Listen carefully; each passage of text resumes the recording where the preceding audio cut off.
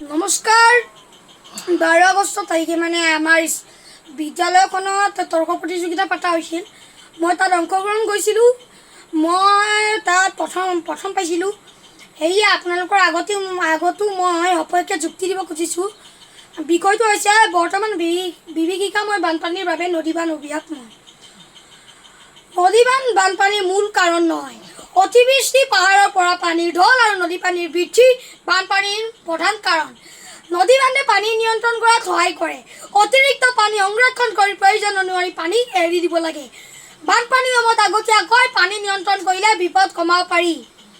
নদী বান্ধৰ পৰা জলবিদ্যুৎ উৎপাদন হয়, যাৰ ফলত পৰিষ্কাৰ শক্তি যোগান বৃদ্ধি পায়। কৃষিৰ বাবে পানী যোগান ধৰাত নদী বান্ধৰ সম্পূৰ্ণ গুৰুত্ব আছে। খৰাং সময়ত সংৰক্ষিত পানী ব্যৱহাৰ কৰিব পাৰি। বান নিয়ন্ত্ৰণ কেৱল নদী বান্ধৰ ওপৰত নিৰ্ভৰ নকৰে।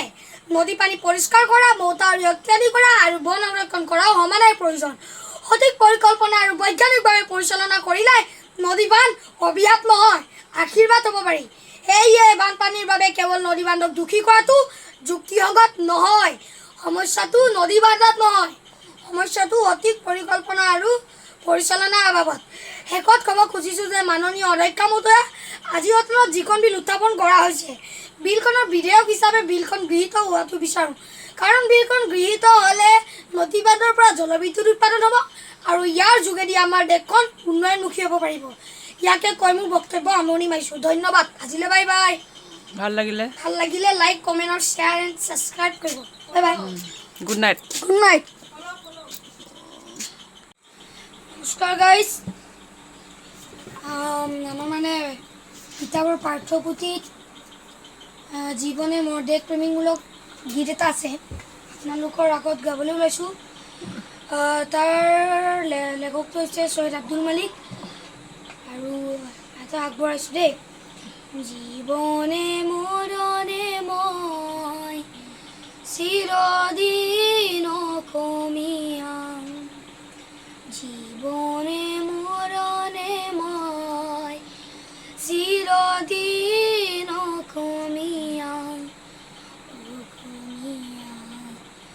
দেহে প্ৰাণে মই জীয়াই থাকোঁতে মই অসমৰে অসমীয়া, মৰিলে অবৰিণ অসমৰে অসমীয়া মৰণ, মৰিলে অবৰিণ অসমৰ অসমীয়া মৰণ।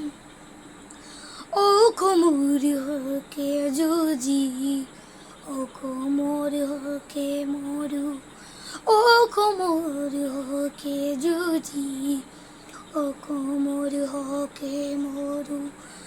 ধৰ্ম মোৰ, জাতি মোৰ, অসমীয়া প্ৰাণৰ আপোন,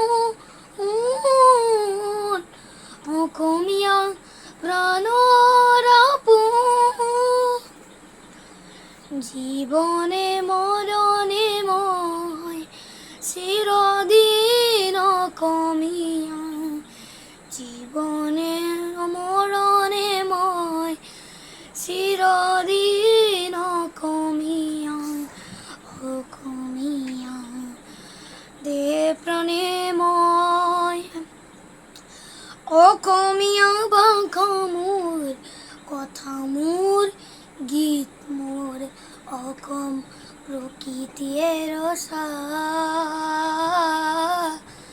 অসম প্ৰকৃতিয়ে ৰচা। চিনি পাম, বুজি পাম, অমৰণ সৰগতো মোৰে ভাষা অসমীয়া। ধন্যবাদ গাইজ।